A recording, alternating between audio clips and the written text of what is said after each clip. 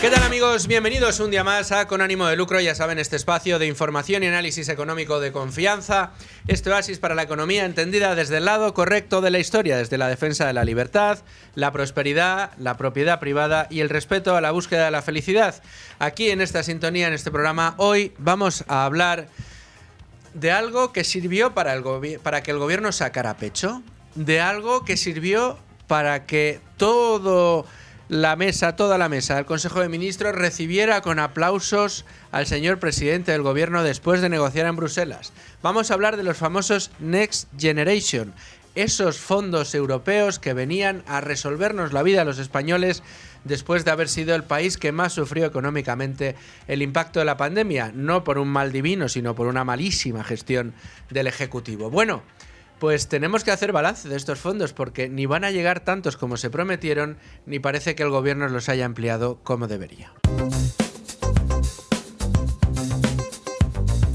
Y es que resulta que después de casi 5 años, desde que se aprobaron o desde que se produjo la pandemia y se tuvieron que poner en marcha estas ayudas económicas, y más de 7 modificaciones del famoso Plan de Recuperación y Resiliencia del gobierno de Sánchez, este gobierno, el de Pedro Sánchez, nos ha confirmado que va a renunciar, mediante la puesta en marcha de una nueva adenda a esos planes de recuperación, hasta 60.000 millones de euros de la parte de préstamos de los fondos Next Generation. Se trata de la confirmación de una gran oportunidad perdida, renunciando a fondos que se calificaban como necesarios, como una auténtica red de seguridad para poder poner en marcha una economía saneada y pujante después de lo que sufrimos con el famoso COVID. Tenemos que hacer balance y lo vamos a hacer con una de las personas, quizá la persona en España que más de cerca ha seguido el funcionamiento de estos fondos, cuánto se ha pedido, cuánto ha llegado, de qué manera ha llegado, de la parte que eran fondos a fondo perdido, cuánto ha llegado de todo el dinero que se iba a poner a disposición de España, nada más y nada menos que 140 a 150.000 millones, hablaba en un primer momento, la mitad a fondo perdido, la otra mitad en préstamos blandos. Bueno, pues ya sabemos que de la parte de préstamos blandos se va a renunciar a la gran mayoría de ellos, a 60.000 millones de euros. ¿Y todo por qué? Bueno, pues por incumplimientos en lo que a reforma se refiere, por incumplimientos en lo que a impacto dentro de la economía tenían que generar esos fondos y que no han terminado generando, porque, oh sorpresa, la mayor parte de los fondos que han terminado llegando a nuestro país y que se han puesto en la economía real, lo han hecho, por ejemplo, en empresas públicas. No han ido a ayudar a las empresas privadas, no ha ido a ayudar al tejido productivo. Tenemos fondos europeos comprometidos en los casos de corrupción de este gobierno, es otro de los puntos que tenemos. Y también tenemos que decir que Sánchez está sobreviviendo por el uso discrecional de los fondos sin presupuestos, pero el programa se acaba y tocará pagar la fiesta que desde 2028 a 2058, cuando el señor Sánchez ya no esté. Vamos a analizar, insisto, todo lo que tiene que ver con la llegada de estos fondos, todo lo que tiene que ver con el incumplimiento de las, hitos que tenían que cumplir España para poder seguir recibiendo estos fondos y el motivo por el cual se empieza a renunciar a estos fondos, cuando se llegó a decir por parte del gobierno del señor Sánchez que era nuclear que él estuviera en el gobierno para poder drenar esos fondos desde Europa hasta la economía real, porque si él no estaba en el gobierno, este programa de fondos nunca llegaría. Bueno, pues ya se ha renunciado, insisto, a 60.000 millones de euros. España se ha ha pasado de ser uno de los países más beneficiados por parte de estos fondos a uno de los países más incumplidores de los receptores de estos fondos. Otros países lo están haciendo mucho mejor en la recepción y en la puesta en marcha de estos fondos dentro de la economía real, y es el caso de alguien que no le gusta mucho al presidente del gobierno. Se trata de Giorgia Meloni, se trata de Italia. Vamos a verlo todo con pelos y señales, pero antes vamos a repasar no solo las noticias del día, sino también, muy importante, la portada de Libre Mercado. La portada de Libre Mercado, como siempre, repasada por parte de nuestro compañero Rubén Folguera. ¿Qué tal, Rubén? ¿Cómo estás? Muy bien, buenas tardes. Oye, tenemos muchos temas interesantes dentro de la portada y también algunos polémicos. Estamos trabajando para traer un programa en el que podamos hablar de esta polémica. No es la noticia principal del día, pero sí tenemos dos informaciones importantes relativas a la famosa baliza V16. Ya sabemos que a partir de enero los conductores españoles estarán obligados... ¿Tienes ya tú la baliza? Yo sí la tengo. He decidido pasar por el aro del Estado, básicamente porque no te queda otra. Sé que hay gente que se está oponiendo... Y que se está resistiendo a la compra. Pero se arriesgan a multas. No sé, hay cada unidad que haga lo que quiera con... A ver, se supone que es obligatorio. Si no la tienes, te pueden multar. Efectivamente. Si no la llevas en el coche cuando estés usando, evidentemente, pues te pueden multar. ¿En la DGT te compra los triángulos que te obligó a comprar y que ya no valen? Claro, pues eso no, lógicamente. Aquí, precisamente, uno de los temas que... Siempre dice Federico que la ironía no se entiende en las radios, ¿verdad? Era irónico. Trataba de ser irónico yo en esto de que si te recompra los triángulos, evidentemente no. Todo es a mayores. Pero podrían hacerlo. Todo es a gastar. Será una buena idea. La cuestión es que una de las informaciones que llevamos en Libre Mercado precisamente es sobre los triángulos, porque hay división entre la DGT y la Guardia Civil, algunos guardias civiles que están del lado de defender los triángulos como la forma quizá complementaria o incluso la más idónea en algunos casos para señalizar la situación, la localización de un coche averiado o localizado al lado de una carretera. ¿Por qué? Pues porque básicamente, lógicamente, en lugares en los que quizá hay una curva o la orografía no lo permite, la baliza V16 no va a ser visible desde tan lejos como si lo serían los triángulos si se pusieran siempre, como la DGT establece, a 50 metros del vehículo averiado. Claro, esto divide a la opinión pública, que también hemos recogido hoy en las calles, preguntando a los transeúntes. Y aquí hay incluso gente que no tiene pelos en la lengua y dice que es una tomadura de pelo lo que está haciendo la DGT con esto, y que incluso dicen que son las nuevas mascarillas. Son las nuevas mascarillas porque te obligan a tenerlas, efectivamente, en este caso. Y además, hay que decirlo, una baliza que no vale cualquiera. No vale la. Por tiene ejemplo, que estar conectada. Yo ya tenía a la DGT, una que funcionaba, la ponías encima del techo y ya salía a la luz, pero tiene que ir con una tarjeta que, digamos, te localice, que permita a la DGT localizarte. Esto hace que sea un dispositivo más caro y además, como es obligatorio y la demanda es infinita porque es la de todos los conductores que en España hay, bueno, pues evidentemente el precio ha subido y lo ha hecho de una manera notable. Es difícil encontrar esta baliza por menos de 40 euros ahora mismo. Y no dejan de subir los precios. Hay incluso ofertas. Aquí algunos organismos establecen que hay que tener cuidado con las ofertas porque podrían darte gato por liebre vendiéndote una cosa que en realidad no es homologado, no está conectado con la DGT, pero incluso las ofertas que sí son verídicas y que ofrecen balizas conectadas a la DGT por un precio algo más rebajado, vemos cómo se van agotando y por tanto los precios siguen subiendo. Es que al final, si dentro de 20 días va a ser obligatorio llevarlo, evidentemente la gente la gente que no quiere arriesgarse a pagar una multa, que ojo, puede llegar a los 200 euros, pues evidentemente va a demandar esta baliza que no va a dejar de encarecerse.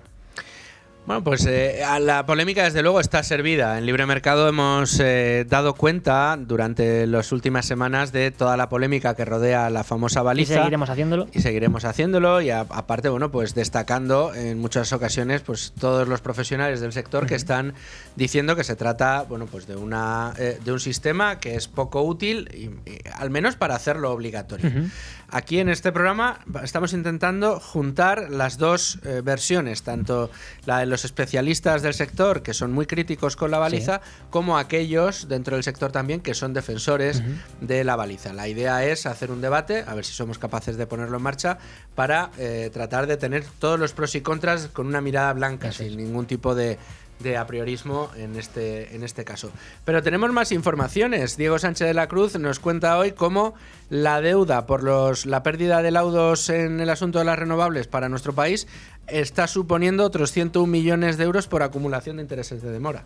Efectivamente, porque hay que tener en cuenta que estos impagos no solo suponen el pago de una deuda ya adquirida y que te reclaman los acreedores, es que se va sumando a ello también el interés de demora de ese pago, precisamente. Y como bien dice Diego Sánchez de la Cruz, ya esta deuda supera solo por el impago por los intereses de demora de estos impagos los 100 millones de euros. Y es que los retrasos derivados de los impagos de Sánchez encarecen la deuda a un ritmo de 207.000 euros cada día. Esto para que tengamos en cuenta cómo las decisiones del gobierno también impactan en la población española, porque una vez más hay que incidir en que aunque esto podría venderse como una deuda del Estado, en realidad es una deuda del contribuyente, porque ¿quién financia los ingresos del Estado? El contribuyente, ¿no? Al fin y al cabo. Pues evidentemente estos impagos a renovables lo va a pagar el mismo de siempre, que es la ciudadanía, la sociedad. Sin duda alguna.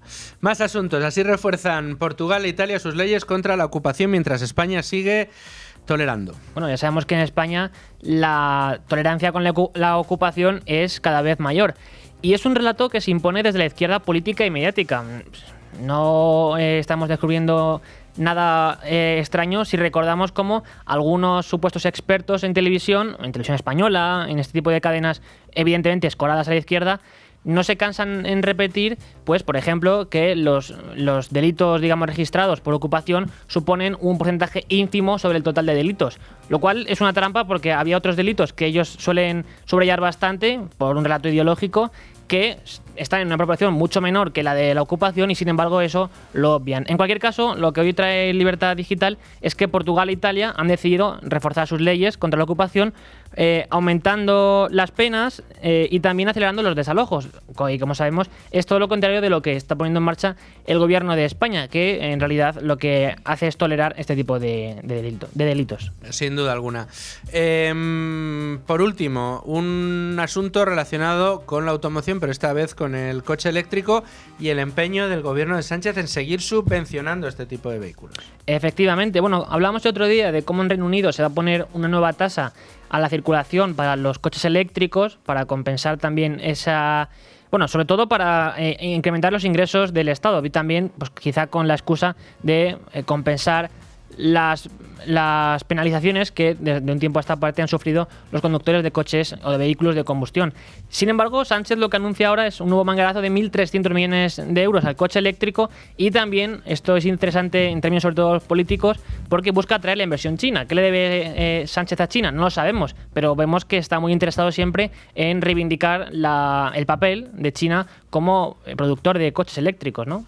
Desde luego que sí, 1.300 millones de euros en 2026 a impulsar el vehículo eléctrico en España, un proyecto que va a contar con ayudas directas en el momento de la compra, con más fondos para el PERTE del vehículo eléctrico y conectado y con mayor despliegue de puntos de recarga en las llamadas zonas de sombra. Plan Auto Plus se llama y tendrá una dotación de 400 millones de euros en 2026 para ayudas directas a la compra de vehículos, cuyos fondos van a ser gestionados por el Ejecutivo Central y no por las comunidades autónomas. Vamos a ver en qué queda esto, vamos a ver cómo funciona, pero a mí me gustaría simplemente en este punto dejar una reflexión encima de la mesa.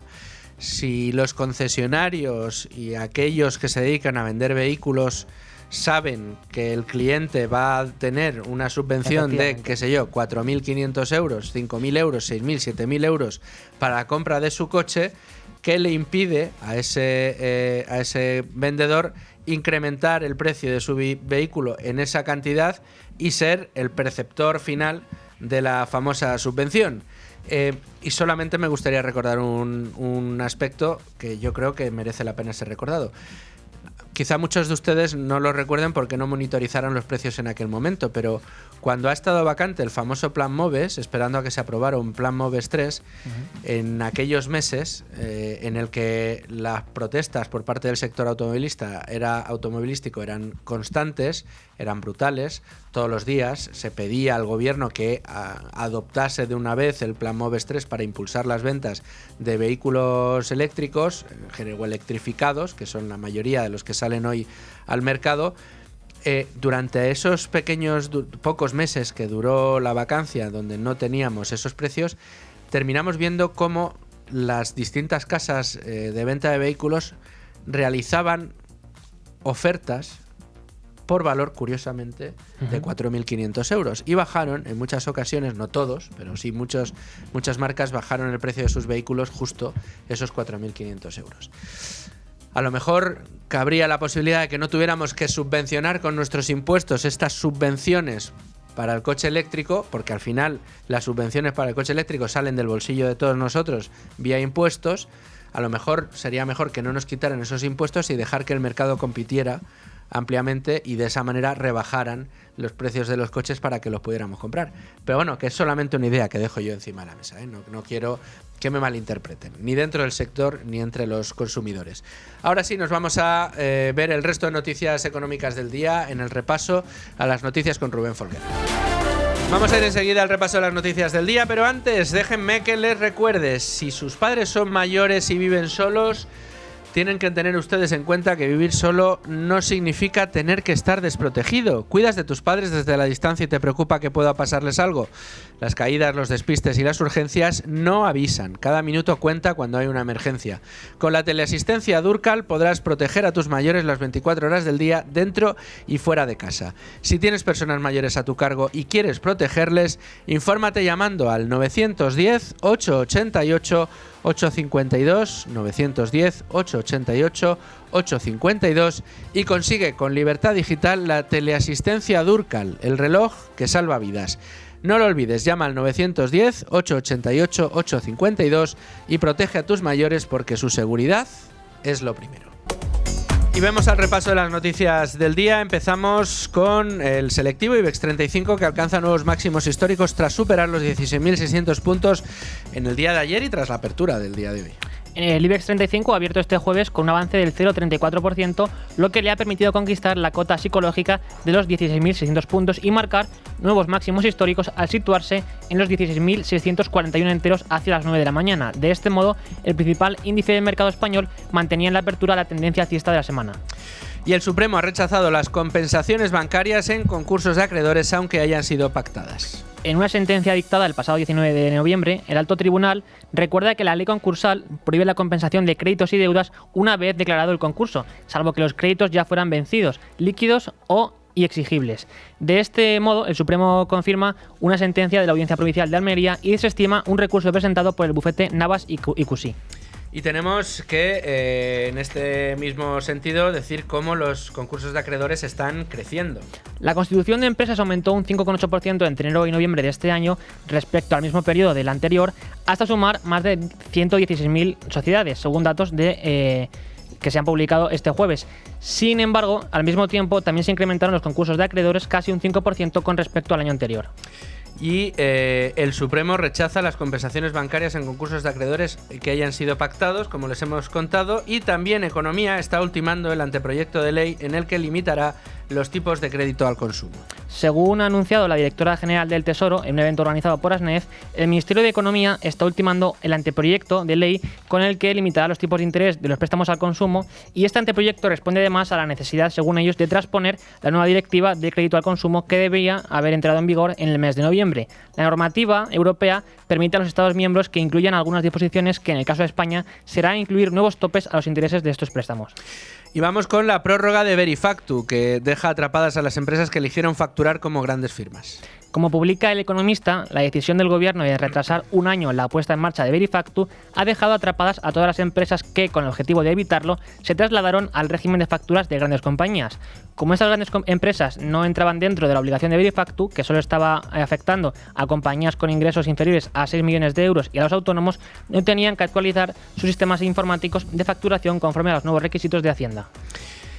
Y tenemos que hablar también del gran hermano que se está creando dentro de la Unión Europea con una nueva ofensiva proteccionista, hablando y con la excusa de la seguridad económica.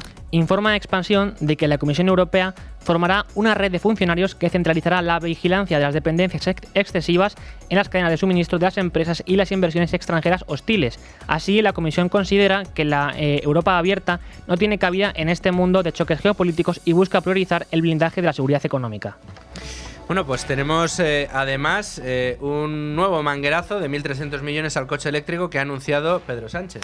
Como detallaba Libre Mercado y hemos comentado anteriormente, el Gobierno de España ha anunciado este miércoles que destinará cerca de 1.300 millones de euros en el próximo año a impulsar el vehículo eléctrico en España. Este proyecto contará con ayudas directas en el momento de la compra, con más fondos para el PERTE del vehículo eléctrico y conectado y con un mayor despliegue de puntos de recarga en zonas sombra.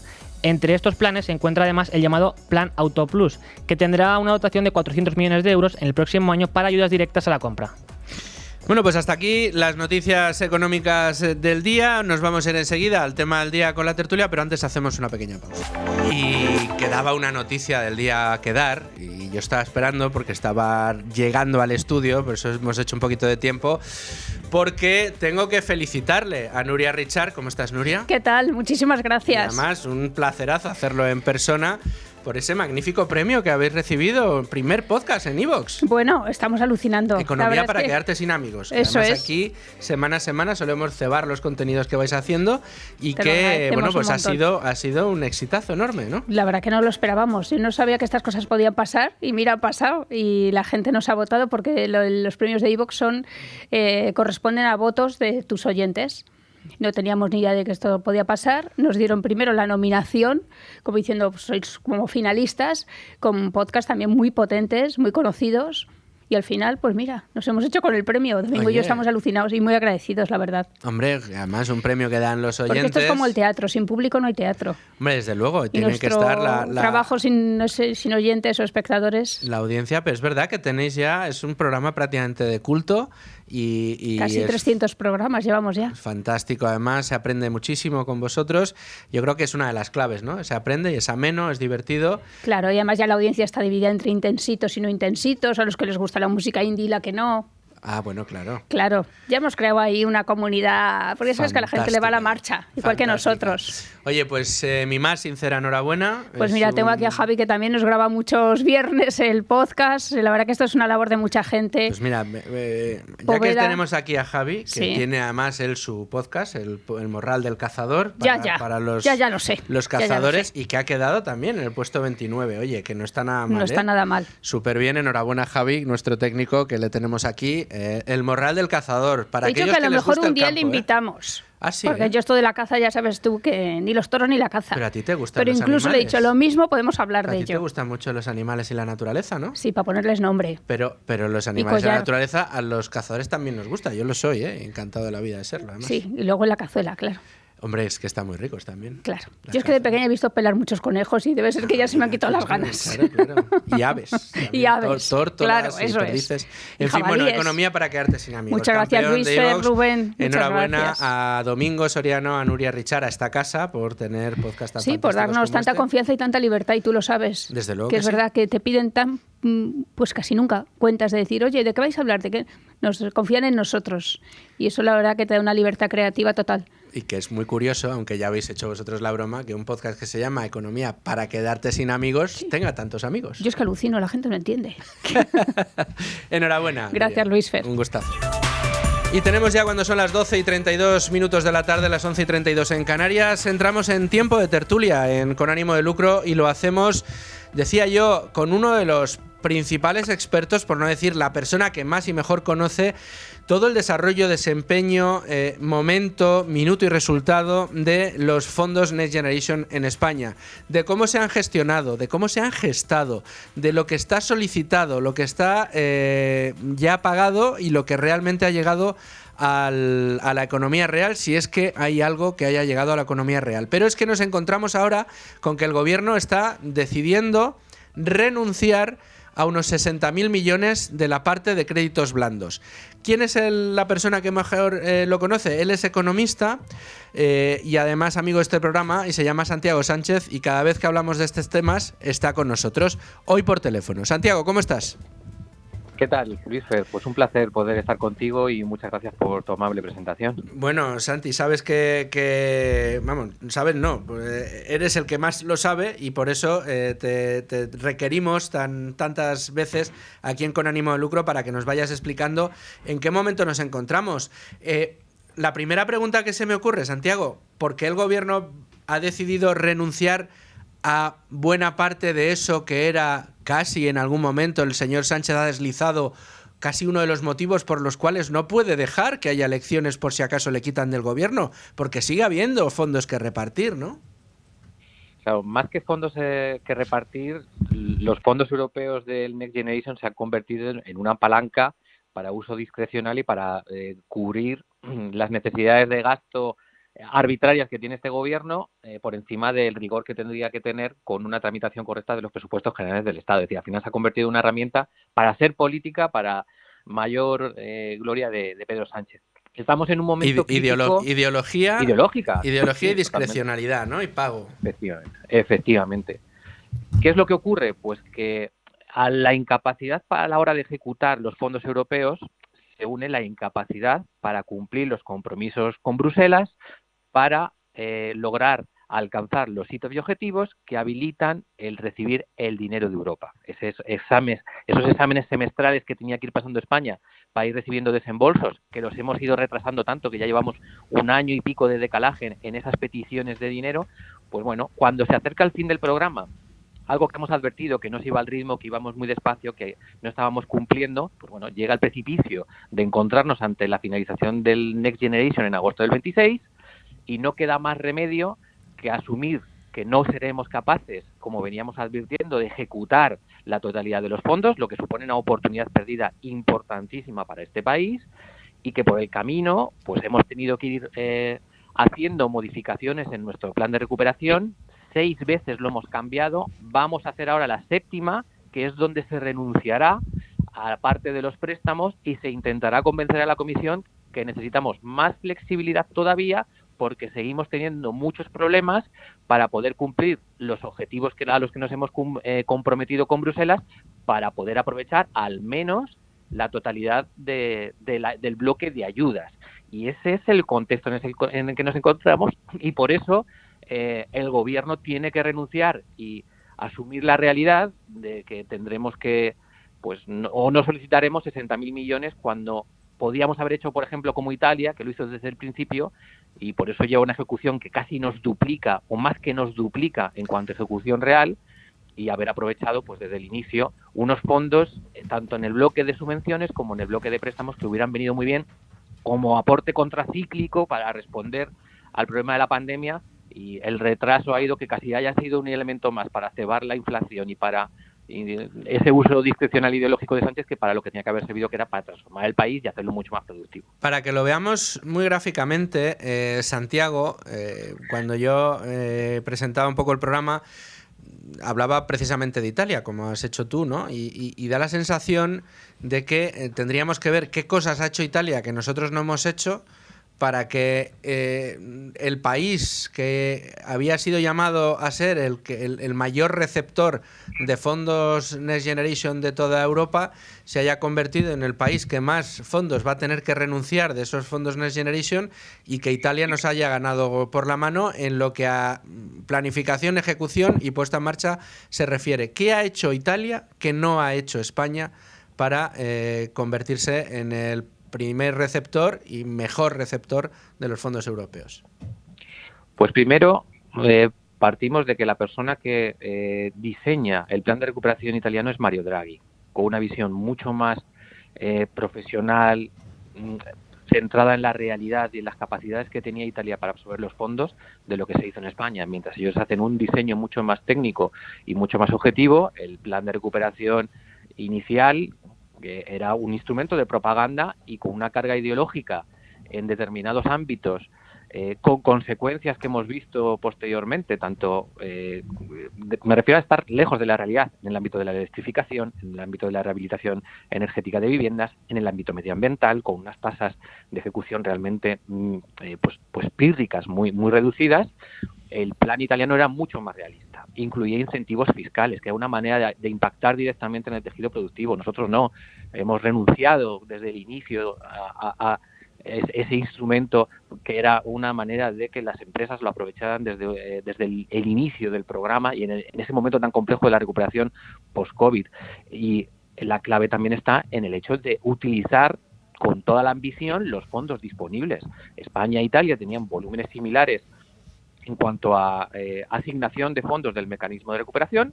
Nosotros renunciamos al bloque de préstamos hasta el año 2023 y nos centramos en la parte de subvenciones. Italia quiso aprovechar todo el potencial del plan desde el inicio, y por eso activó tanto subvenciones como los préstamos en unos momentos en los que también era la incertidumbre y el contexto post-COVID y luego complicación geopolítica con la guerra de Ucrania, pues hizo que fuera una inyección importantísima para el tejido productivo italiano que nosotros no hemos sabido aprovechar. Entonces, desde un diseño mucho más técnico, desde una visión mucho más estratégica a la hora de aprovechar los fondos disponibles y una ejecución también más eficiente, pues son las diferencias sustanciales que hacen que Italia haya aprovechado mucho mejor el plan, vayan por el octavo pago y nosotros acumulemos retrasos. Nos hemos visto en una situación muy difícil para cumplir el quinto desembolso, donde todavía tenemos retenidos 1.100 millones y tenemos que buscar la ayuda de la Comisión para ver si somos capaces de desbloquear el sexto pago, el séptimo, o veremos hasta dónde podemos llegar. Correcto. Bueno, en definitiva, unos deberes que no hemos querido hacer en España. Repasando un poco el resumen que haces de la situación actual en tus redes sociales, Santiago, dices que se multiplican las renuncias en las convocatorias por la imposibilidad de realizar inversiones antes de agosto de 2026. Es decir, ha sido la propia incapacidad de gestión del Gobierno de España el que ha hecho que se haya tenido que ir renunciando partida a partida. El problema de eso que yo llamo el efecto precipicio es que cuando has sido incapaz de movilizar convocatorias, inversiones en tiempo y forma, y es que especialmente 2024 y 2025, que tenían que haber sido los años, por un lado por acumulación de fondos, dos por el efecto experiencia de ya estar gestionando este programa. Tenían que haber lanzado e impulsado y dinamizado, como así nos han dicho siempre, la velocidad de crucero, el máximo despliegue del plan, todo este tipo de retórica. Eran los años clave para la ejecución del plan y han sido 2 años desastrosos. 2024 fue un año nefasto, pero es que 2025 la parálisis es todavía mayor que el año pasado y nos encontramos con que finaliza el programa, ese efecto precipicio donde se van resolviendo convocatorias y las empresas que son adjudicatarias de esas convocatorias se encuentran ante la tesitura de que tengo menos de un año para cumplir y certificar que he hecho las inversiones y no voy a ser capaz. ¿Qué ocurre? Pues que renuncias a los fondos porque vas a estar penalizado después y vas a tener que devolver los fondos. Y si quiero hacer una inversión que para mí es estratégica, pues acudiré al mercado, financiación bancaria o a otro tipo de financiación y haré el desarrollo que tenga que hacer, pero no contarán con estos fondos porque el precipicio de tener que estar ya al borde de agosto de 2026 por los propios retrasos del gobierno hacen inviable que puedan acudir o formalizar la concesión de una determinada subvención, una determinada ayuda. ¿Y qué tal, Santiago? Buenas tardes, soy Rubén. Te quería preguntar también por si este tipo de... esta evolución en la que el gobierno no ha sido capaz tampoco de solicitar fondos, en parte porque no es capaz de sacar adelante reformas que son exigidas por parte de Europa para, digamos, que precisamente se transfieran estos fondos, es síntoma quizás de la debilidad política del Ejecutivo. Y sin duda, lo vivimos en el cuarto desembolso, lo hemos vivido con mucha más intensidad en el quinto desembolso, donde se han limado hitos, se han simplificado determinados objetivos para poder llegar, muchos de ellos que tenían que ver con reformas legislativas. Pero la situación es tan débil en el gobierno, con una mayoría que ya no existe, con grupos tan tremendamente dispares e intereses contrapuestos a la hora de sacar la producción normativa del gobierno, que imposibilitan poder cumplir con las leyes que están pendientes todavía en el sexto desembolso, como por ejemplo la ley de industria o en el séptimo, etcétera.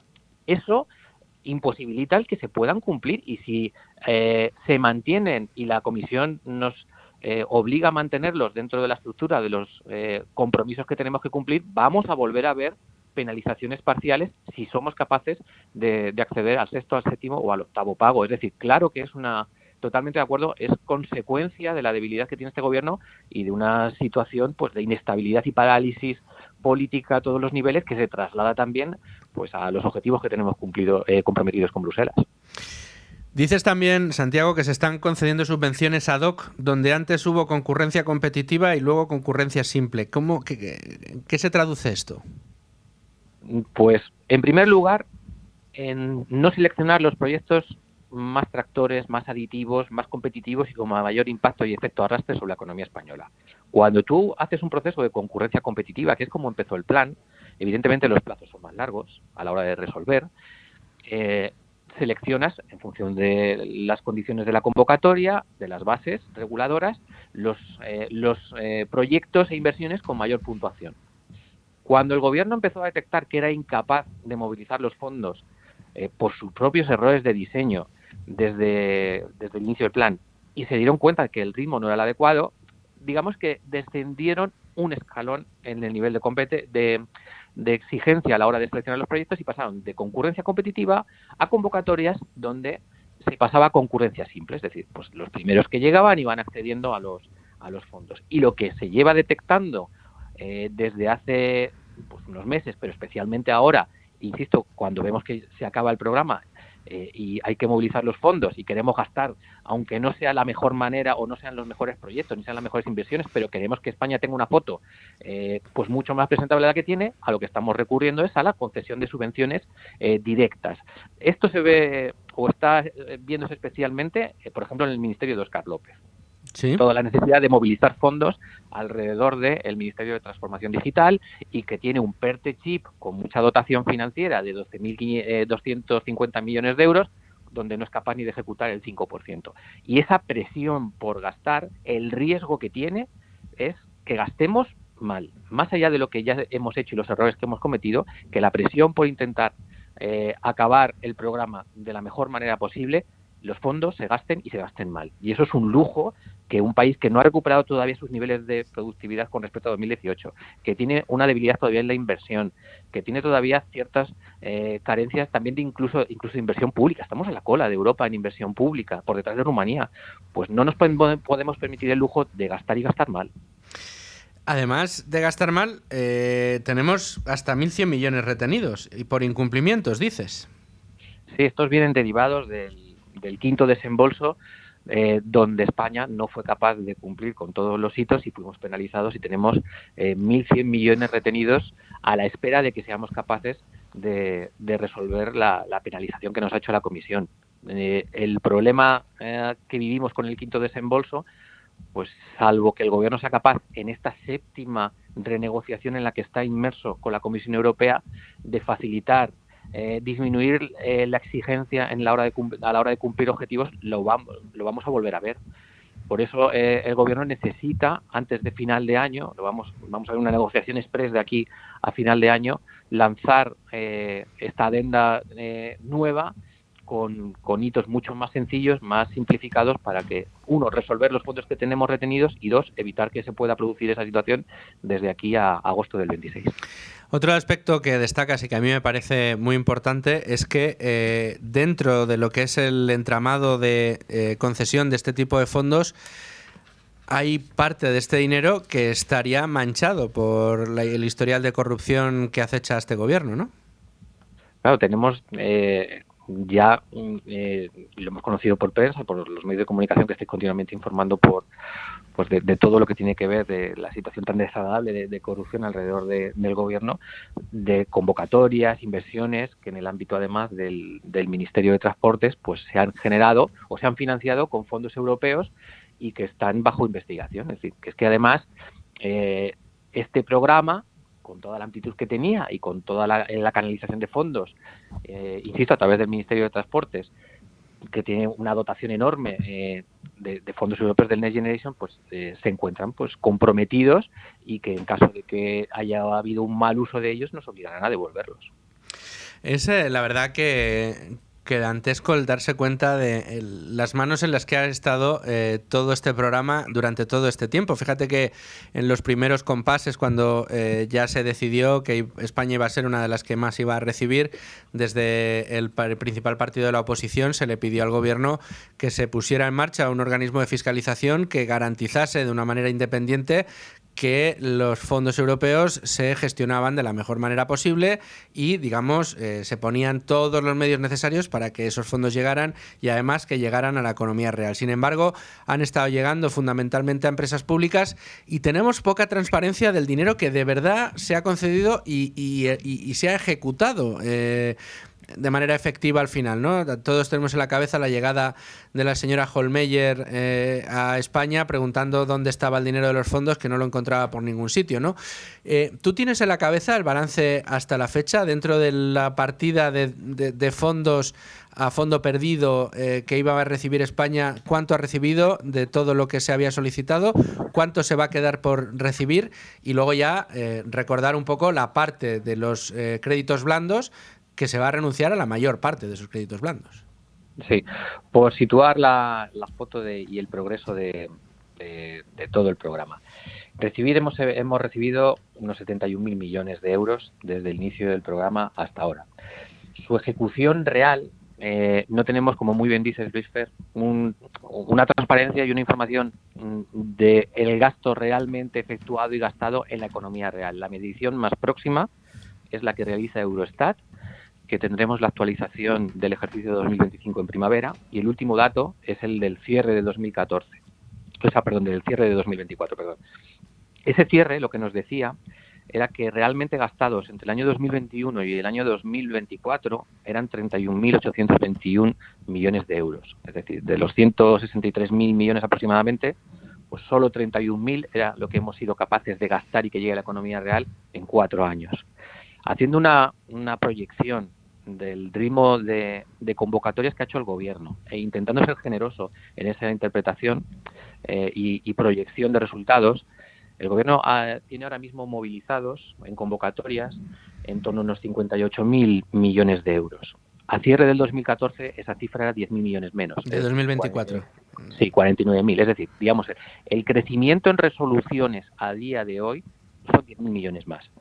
Siendo generoso y haciendo una interpretación siempre en el supuesto más beneficioso para el Gobierno, a día de hoy estaríamos aproximadamente en torno a unos 42.000 millones de euros. Es decir, muy lejos de ese volumen de 163.000 millones que teníamos asignados.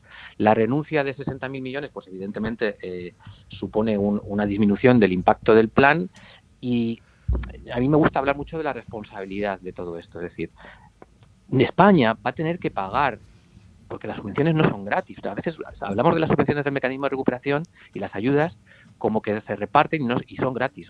Vamos a ver, España va a tener que devolver estos fondos, que es deuda que ha emitido la Unión Europea desde el año 2021 y termina en el 2026 de emitirla, 750.000 millones de euros, un paquete enorme, y que vamos a devolver todos los países a partir del año 2028, en 30 años, hasta el 2058 en aportaciones al presupuesto europeo. Es decir, aquí Sánchez está haciendo un mal uso, una pésima gestión, y después tendremos que pagar esta factura a partir de 2028, que es casi como haberle dado a Sánchez un préstamo con 5 años de carencia y que pagaremos durante 30 años. No sé si me entiende el símil. Sí. Se entiende perfectamente y además, fíjate, en esto entra también la fórmula de gasto de ese dinero, porque si tú inviertes ese dinero, ese maná que llega de la Unión Europea, que proviene de los impuestos de todos los europeos, pero bueno, entiéndase, ¿no? Ese dinero que podría haber ayudado a reforzar el tejido productivo en España, que si se hubiera invertido correctamente, pues digamos, por cada euro de los fondos Next Generation tendríamos un sistema productivo que estaría sacando 2, 3, 4, 5 euros por cada euro invertido. Eso nos permitiría, llegado el momento en el que haya que devolverlos, hacerlo, digamos, de una manera muy holgada, ¿no? Porque tú has invertido en algo productivo que durante unos años ha estado y está generando riqueza, y por lo tanto te está generando los recursos necesarios para poderlos devolver. Pero en lo que se ha gastado el dinero hasta la fecha, o que sepamos, Santiago, y sácame de mi error, en buena parte ha ido a parar a organismos públicos y a empresas públicas cuya rentabilidad o generación de riqueza, déjame que la ponga entre paréntesis. Después de ver que los funcionarios públicos van a cobrar más a partir de ahora, después de la subida que fue el otro día a firmar el señor presidente del Gobierno, y además un sector público donde el absentismo laboral es cada vez mayor y además es el que se lleva los recursos de los trabajadores, con lo cual casi te diría que lo que estamos haciendo es enterrar el dinero en aparatos no productivos. No, comparto absolutamente tu análisis. Cuando además se recurre al seguimiento de esos mayores beneficiarios, esas grandes empresas o empresas públicas o organismos públicos, ministerios que han absorbido la mayoría de los fondos, pues claro, es que es la propia administración, siguiendo el concepto de beneficiario final que tiene la Comisión Europea, los que han absorbido gran parte de los fondos, en muchos casos para proyectos que ya estaban pendientes, es decir, que había un retraso de inversión pública en la administración y que no están siendo transformados. Es que el análisis que has hecho es perfecto. Es decir, si eres capaz de esos fondos aplicarlos bien, incrementar la productividad, el efecto multiplicador, que se esperaba que fuera de 4 euros de inversión privada por cada euro público, no se ha cumplido, evidentemente. Y eso tenía que generarte la holgura suficiente como para poder estar devolviendo este endeudamiento en el que ha incurrido la Unión Europea, que pagaremos desde España en nuestra parte proporcional en el futuro. Y ese era el objetivo del plan, pero en absoluto ha sido así. El efecto tractor ha sido mucho más limitado. El destino de los fondos en gran parte ha sido acaparado por la Administración en sus diferentes niveles, especialmente en todo lo que tiene que ver con el Renfe, Adif, el Ministerio de Transportes, que ha absorbido pues más de 6.700 millones de euros como gran beneficiario para todas las inversiones en movilidad sostenible, que es como venía calificado en el plan, y con un efecto pues muy limitado. Y es que además, si la Administración hubiera sido capaz de mejorar los servicios públicos, pero es que el deterioro que hemos vivido en los últimos años de los servicios públicos es que es inédito. Es decir, no hemos conseguido el efecto tractor en el sector privado, pero es que la situación de los servicios públicos en nuestro país se ha deteriorado en todos los ámbitos. Con lo cual, pues hablaba de la enorme responsabilidad que tiene este gobierno. Y luego, Santiago, antes comentabas que más allá de lo asignado a España, nuestro país ha recibido más de 70.000 millones de euros en este concepto, pero solo ha ejecutado 42.000 millones. ¿El resto dónde está? ¿Está paralizado? ¿Está en proceso de ser ejecutado? El resto está en proceso de ser ejecutado, convocatorias en marcha que veremos cuándo terminan de resolverse, y qué parte se renuncia y qué parte no, porque mucha información al respecto de las renuncias al gobierno no informa prácticamente de nada. Yo creo que la Comisión va a ser flexible a la hora de este proceso de negociación, de séptima negociación del plan, para intentar facilitar el cumplimiento y el desembolso, al menos de la parte de inversiones, y que se puedan movilizar los fondos y que el tejido productivo y la parte que va a ir a la administración pública pues pueda absorber al menos la totalidad del bloque de ayudas. Veremos ya la parte de préstamos que vamos a ejecutar fuera de la renuncia, que somos capaces. Pero yo creo que el objetivo del gobierno ahora mismo es absorber al máximo posible la parte de subvenciones, y va a ser complicado porque queda poco tiempo, porque los procesos de resolución son complejos y porque la reorientación de inversiones que también se va a producir y en esta negociación de la séptima adenda al plan implica cancelar algunas inversiones, generar otras nuevas, y todo eso hay que ponerlo en marcha. Si vamos contra reloj, y el mejor de los deseos para nuestro tejido productivo, pues que puedan movilizarse al menos las subvenciones y que se pueda absorber esa parte. De los ejemplos que conocemos, y estamos llegando al final, nos queda muy poquito tiempo, Santiago, pero sí que me gustaría preguntarte cosas que sí que conocemos que vienen de los fondos Next Generation. Por ejemplo, las famosas ayudas al kit digital, que si uno las analiza, al final se da cuenta de que hay más de despilfarro que de tratar de ayudar a la digitalización de los pymes y de los autónomos. Pero o sea, ¿dónde ha acabado en qué va a acabar esto de los Next Generation? ¿Podremos decir un sector que ha florecido gracias a estas ayudas? ¿Alguna industria que se convierta en pujante en España gracias a este impulso? ¿Habrá algo que podamos decir, bueno, pues mira, al menos gracias a los fondos Next Generation este sector pudo prosperar, o aquel sector, o se pudo abordar, pues qué sé yo, el cambio de paradigma dentro del tejido productivo español? Pues mira, los sectores más competitivos, voy a intentar darte algún ejemplo. Primero, yo centraría esto, o esta pregunta que me haces, en los PERTE. ¿Por qué? Porque había sectores muy competitivos a nivel internacional que tenemos en nuestro país. El aeroespacial es uno de ellos, que va a ser capaz de absorber, no era mucho dinero, eran 2.400 millones aproximadamente, va a ser capaz de absorberlo. El sector energético, tenemos empresas en el sector de las renovables punteras, que además están desarrollando procesos de inversión muy importantes en I+D tecnológicos ligados al almacenamiento, que puede potenciar las renovables. Yo creo que van a ser capaces de absorber. Tengo muchas dudas sobre el hidrógeno. Yo creo que se han caído proyectos, ArcelorMittal tenía algunos, y ha habido proyectos que por la complejidad se han quedado en el camino, pero la parte energética yo creo que va a ser capaz de absorber parte de los fondos. Yo creo que el gran perdedor es la industria, porque la descarbonización no se ha podido potenciar, y por ejemplo el parte del vehículo eléctrico conectado hemos tenido que recurrir a más de 4 convocatorias para intentar movilizar los fondos. Entonces, aeroespacial y energético yo creo que son de los pocos sectores que realmente van a ser capaces de absorber los fondos. Bueno, pues ahí queda. Santiago, te volveremos a llamar para seguir analizando este tema. Muchísimas gracias por estar en Con Ánimo de Lucro. Un placer, muchísimas gracias. Un abrazo muy fuerte, Santiago. Y nosotros hacemos una pequeña pausa. Información de los servicios informativos de radio y regresamos en Con Ánimo de Lucro. 1:05 de la tarde, 12:05 en Canarias. Seguimos en Con Ánimo de Lucro y lo hacemos ahora abriendo página de mercados.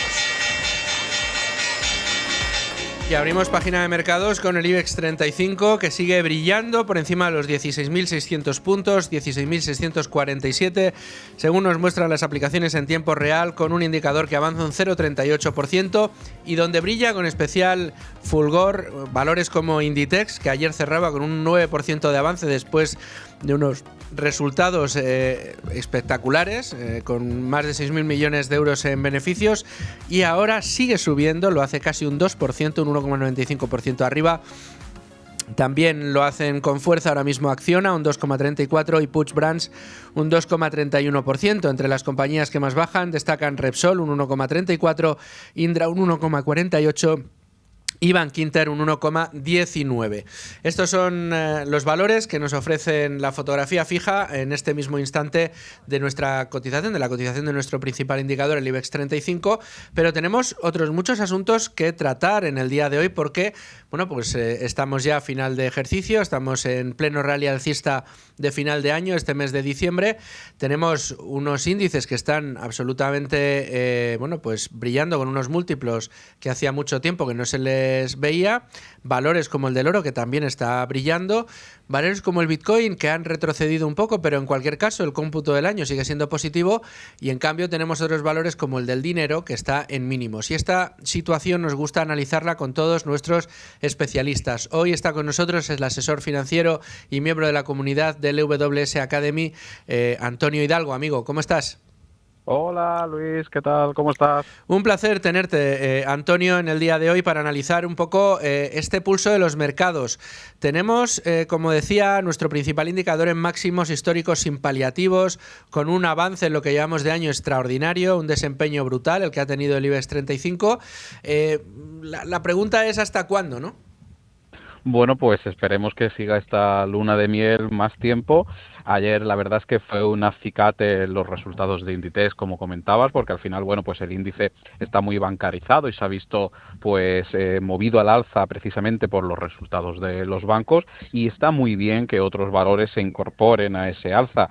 Inditex es, yo creo que la eterna, el eterno fallo, el eterno error de omisión de todos los que invertimos en bolsa, porque es una compañía que todos los españoles hemos visto crecer desde pequeñito y se nos ha escapado a todos. Es una obviedad, pero bueno, me alegro mucho que generemos valor como lo estamos haciendo en esta compañía, sí señor. Bueno, pues enhorabuena al grupo de Inditex por esos magníficos resultados. También me imagino que los propios inversores en el IBEX 35 estarán encantados, ¿no?, de que haya tirado el indicador como lo ha hecho en estos 2 días.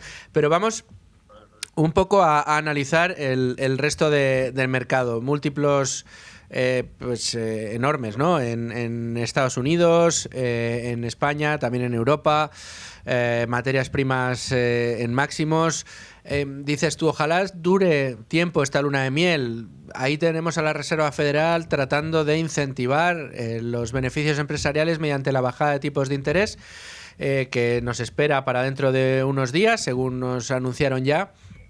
Claro, mi pregunta, Antonio, es: cuando vemos los índices así, y tú lo sabes bien porque lo analizamos muy a menudo en las sesiones que tenemos con Locos de Wall Street o en el curso de Invertir con Cabeza, claro, cuando vemos múltiplos como estos tan exigentes, la pregunta que subyace es ¿cuándo llegará la reversión a la media, ¿no? Y si sigue siendo un buen momento para invertir en gestión pasiva con unos múltiplos tan exigentes, ¿no? ¿Cuánto tiempo más van a aguantar como para poder seguir dando buenos resultados? ¿Cuál es tu visión? Esta es la pregunta del millón, es decir, como tú bien dices, estamos en una situación donde la información cada vez fluye más rápido, donde cada vez nos encontramos, bueno, pues con situaciones que pueden cambiar rápidamente. y situaciones sobre todo que son ajenas a previsiones y a posibles análisis que hace el inversor. Nos encontramos ahora mismo en una tesitura donde tú dices, bueno, analizo y los índices están en máximos, pero también las valoraciones están en máximos, todo lo relacionado con la inteligencia artificial. Creo que todos los expertos coinciden que hay una situación, si no es burbuja, muy cercana a la misma. Yo creo que todos estamos conformes o todos coincidimos en que la inteligencia artificial es un boom que va a cambiar la situación del mundo como en su día fue Internet, pero ojo porque también en su día todo el mundo coincidía que Internet iba a cambiar el mundo, pero no todas las compañías que apostaban por Internet iban a ser las ganadoras. Al final las ganadoras van a ser unas cuantas. Esa situación yo creo que se va a trasladar completamente a todo lo de la inteligencia artificial. Y como decíamos, digamos, efectos geopolíticos pendientes en cualquier momento también de cerrarse, como por ejemplo puede ser el caso de Rusia y Ucrania, o de abrirse, como puede ser el caso de Venezuela con este posible ataque de Estados Unidos. Entonces, estamos en una situación muy difícilmente analizable y por eso es muy importante que los inversores, bueno, pues sepan primero cuál es su plazo de inversión, cuáles son sus objetivos, cuándo van a necesitar el dinero, qué es lo que buscan con ello, porque siempre todo esto que estamos hablando son situaciones a corto plazo e impredecibles.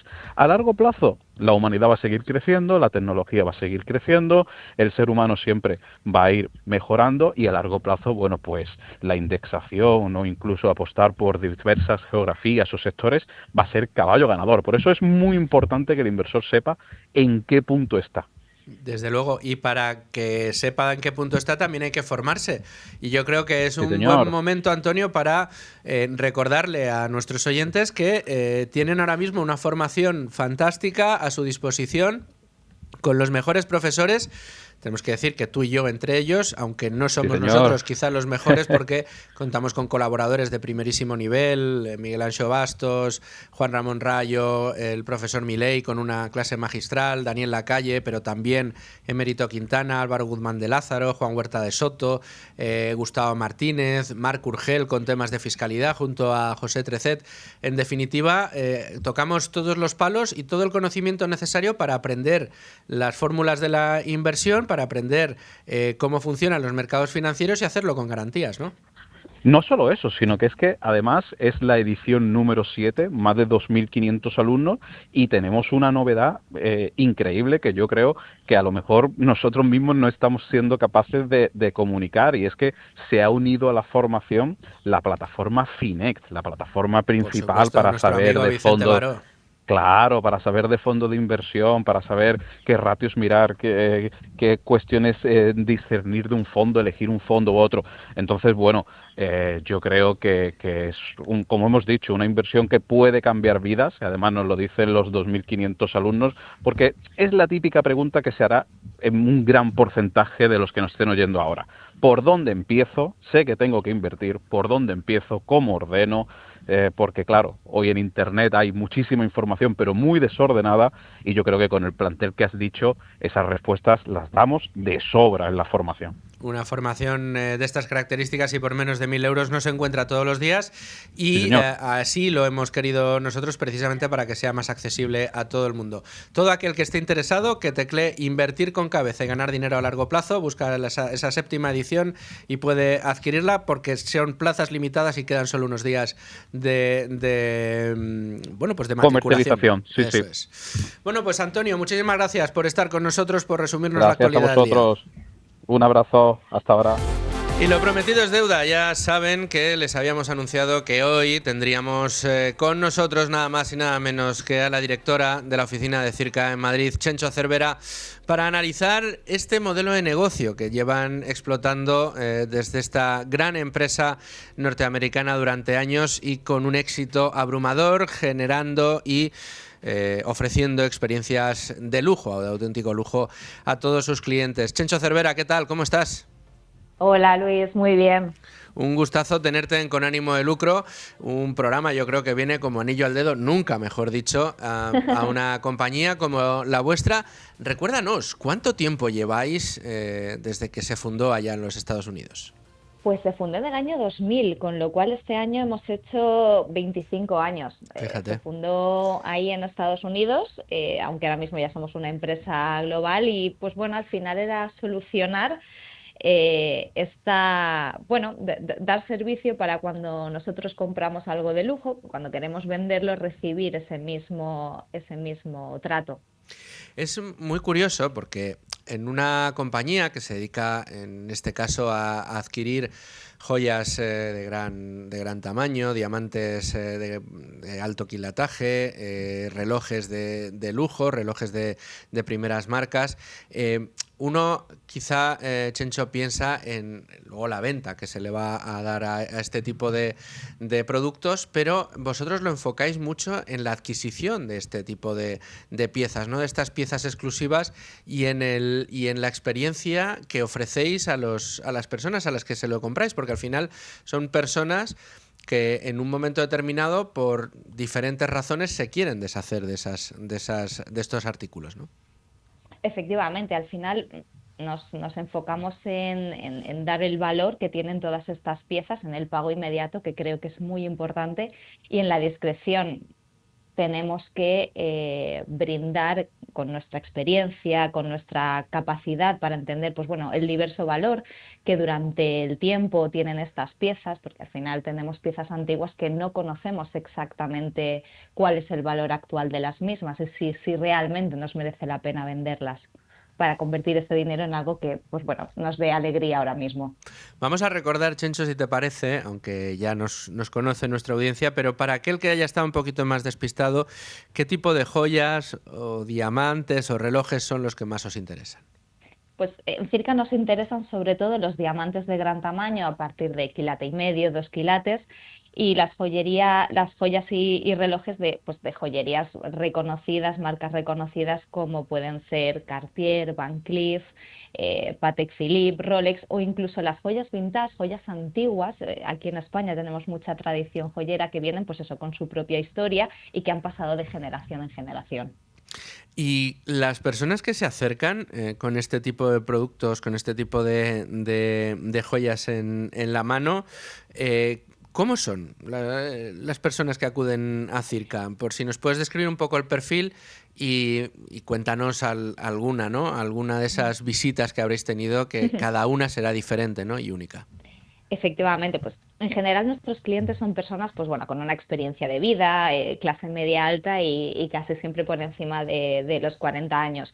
Pues ocurre que al final durante la vida han acumulado pues bienes de lujo. Con el tiempo pues los gustos han cambiado. Solemos atender por ejemplo a hombres que vienen a vender sus relojes de alta gama que ya no utilizan pues porque ya no tienen la actividad que tenían antes o porque simplemente sus gustos han cambiado, y mujeres con una amplia colección en joyería que pues esas joyas ya no les representan. También nos pasa mucho, y esto es algo que vemos, tenemos clientes muy prácticos que están ya jubilándose o reduciendo pues, su patrimonio y bueno, lo que te comentaba, se dan cuenta de que todas esas piezas que antes utilizaban ya no les van a dar ese uso que les daban antes. Chencho, yo la verdad que no he tenido ocasión de vender nunca una pieza de joyería, pero oye, no descarto quizá en algún momento poder hacerlo. Explícame qué tendría que hacer, cuál sería el proceso, cómo se hace la comprobación de la pieza y luego cómo se realiza el pago. Pues como te comentaba al principio, es un proceso que intentamos que sea lo más sencillo y lo más agradable para el cliente. Nuestros clientes en Circa pueden concertar una cita por teléfono, en nuestro teléfono que es el 91 57 66209 o a través de la página web que es circamadrid.com. Cuando ellos llegan a nuestra oficina, pues les recibimos en este entorno privado y un experto se reúne con ellos en una sala privada y evaluamos las piezas para pues, hacer autentificación, ver su estado y hacer una oferta de compra si cumplen con los requisitos que nosotros demandamos. Si el cliente acepta, el pago es, como te comentaba, inmediato mediante transferencia bancaria. Inmediato, o sea, es una cosa de... Oye, yo mañana me voy ahí con un reloj, un Patek Philippe o similar y resulta que hay acuerdo, en ese mismo instante ya me voy con el dinero en la En el momento firmamos el contrato de compra-venta y la transferencia siempre es inmediata. Bueno, pues ahora me falta preguntarte por las tendencias, que ya sabes que a los periodistas nos gustan mucho. ¿Habéis notado cambio en la demanda de joyas o de relojes? Realmente hemos notado un aumento en demanda en joyería vintage. Muchos diamantes, piezas con diamantes con talla antigua, piezas de firmas con una tradición larguísima como Cartier y Bulgari y pues bueno, relojes de alta gama. También es cierto que las piezas más icónicas de estas firmas que te comentaba, por ejemplo, una pieza Art Deco de Cartier, están alcanzando niveles muy altos pues, por lo propio, propiamente icónicas que son. Esto hace que al tener nuestra red, porque somos una empresa global, podemos pagar precios más altos por este tipo de joyas. O sea que sí que habéis notado algún cierto cambio, ¿no? En la demanda. Efectivamente, sí, el aumento que te comentaba. ¿Y de dónde proviene la mayor parte de esa demanda? Pues ahora mismo con la demanda mundial, al ser una empresa global, pues viene de todas partes. Con el acceso a la información y al acceso a productos que tiene el público global y nuestra red, nos permite, pues como comprador internacional, ofrecer el mismo valor por las joyas, ya las compremos en España, en Nueva York o en Hong Kong. Con lo cual podemos satisfacer la demanda de todo el mundo. Em, En cuanto a los relojes, a ver, a mí me gustan mucho los relojes, Chencho, ya te lo he dicho en Lo otras sé, lo sé. ocasiones, y reconozco que antes o después ya me gustaría a mí tener alguno de estos relojes de las marcas que siempre mencionáis, pero recuérdanos un poco cuáles son los top más importantes para vosotros, los relojes de alta gama, que los hay de muchas marcas y de muchas colecciones, pero aquellos que más demanda estáis observando, en los que más demanda estáis observando. La mayor demanda ahora mismo, hablamos de las marcas, de las tres grandes marcas o las marcas más top, hablamos de Rolex, hablamos de Patek Philippe y hablamos de Audemars Piguet. En términos generales, te diría que quizá el desempeño de los relojes de acero es un poquito mejor, la demanda es un poco más alta, pero depende mucho. Esto no siempre ocurre así. Podemos encontrarnos relojes más clásicos de oro de una de estas marcas fantásticas que puede alcanzar valores igual que una pieza de acero vintage, por ejemplo. Mira, en este tema que tocas respecto al material del propio reloj, sí que me gustaría preguntarte porque evidentemente esto es una cuestión que me imagino que también saldrá a la hora de valorar este tipo de piezas. La pieza es el reloj, pero en este caso el material es importante en el sentido de que el propio precio del oro, del peso del oro, ha subido una barbaridad. De hecho, es el activo que más ha subido durante este año y muy por encima de los índices, que ya de paso han subido muchísimo. ¿Esto lo estáis notando? ¿Entra dentro de la valoración cuando os ponéis delante de una pieza de estas características? No es nuestro caso porque al nosotros obviamente comprar las piezas como relojes y no dedicarnos a fundir como sí que ocurre en otras partes del sector, tenemos en cuenta el material, pero en nuestro caso nuestras ofertas vienen dadas de la demanda de nuestros coleccionistas que tenemos por exactamente el modelo que nos presenta el cliente. ¿Cómo verificáis las piezas? ¿Tenéis especialistas? ¿Tenéis que mirar con lupa las muescas de la corona? ¿Cómo se Sí, produce esta verificación? Me imagino que, sí. que tendrá también mucho que ver la documentación que el cliente tenga de la propia pieza, ¿no? Efectivamente, la documentación siempre ayuda, sobre todo ayuda mucho porque cuando nosotros vendemos una pieza en mercado de segunda mano, el cliente de este mercado de segunda mano quiere vivir esa experiencia lo más parecida a la que tuvo el cliente primigenio en la boutique comprándolo, con lo cual si mantenemos la caja y sobre todo la documentación, siempre es un activo positivo a la hora de la venta. Pero en nuestro caso, nosotros tenemos más de 25 años de experiencia autentificando bueno, con nuestros expertos en joyería y relojería del mundo que tenemos en todas partes, tenemos equipos de última generación y hemos desarrollado cierta tecnología propia que nos ayuda y unos protocolos muy, muy estrictos dentro de la empresa que nos ayuda a poder verificar la autenticidad, pues bueno, analizando datos históricos combinados con la observación de la propia pieza. ¿Habéis observado una bajada de precios en los relojes de hombre en el mercado actual? No diría que ha caído de manera constante, pero sí que es cierto que hace unos años, sobre todo después de la pandemia, se vivió un gran auge en los valores de los relojes y algunos de estos modelos han vuelto a los niveles que había antes de la pandemia. Sí que es cierto que hay algunas marcas específicas, algún modelo que ha logrado mantener su fuerza en el mercado. Rolex para ello es el mejor ejemplo. Muchos de estos modelos en segunda mano se venden casi al mismo precio que tiene de venta al público, al mismo precio de retail. Esto era algo que era impensable hace 10 años. Sí que es cierto que ya no puedes vender un modelo deportivo de Rolex usado por el mismo precio que habrías conseguido en 2021, pero hoy en día sigue siendo mejor de lo que se habría conseguido antes del COVID, por supuesto. Correcto. Claro, si uno piensa ahora en adquirir un reloj, bien sea nuevo, bien de segunda mano, ¿cuáles son esas marcas que, según dices, te mantienen el precio incluso en el mercado de segunda mano? Quiero decir Pues que son buenas inversiones. es difícil de responder esto con precisión porque, como te comentaba, en nuestro caso vamos muy ligados a las tendencias y a la demanda del mercado internacional. Entonces, sí que es cierto que hemos visto, pues como te comentaba, que algunos relojes han disparado el valor y otros han aumentado pues con el tiempo. Si hablamos en términos generales, yo seguiría recomendando apostar por las grandes marcas al invertir. ¿Cuáles son? Las que ya conocemos: Rolex, Patek Philippe y además Piguet, incluso Cartier. Cartier tiene relojes que tienen un desempeño muy bueno en el mercado de segunda mano. Relojes de acero casi siempre mejor que los modelos en oro, pero cuando hablamos de modelos más clásicos, lo que te comentaba, no siempre ocurre esto. Correcto. ¿Y cuáles son los mejores relojes para vender ahora, Chencho? Esta es mucho más sencilla. Esta pregunta es mucho más sencilla, el que no utilices.